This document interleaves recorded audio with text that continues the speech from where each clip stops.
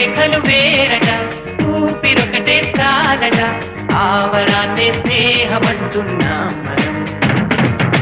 కంటి పాపని కాపు కాచే జంట రెప్పల కాపలాగా నిండు చెలిమికి నువ్వు నేను నీడనివ్వాలి స్నేహమంటే రూపులేని ఊహ కాదని లోకమంతా నిన్ను నన్ను చూడగానే నమ్మి తీరాలి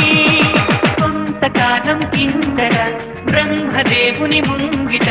రెండు ఆత్మలు కోరుకున్నవి ఓ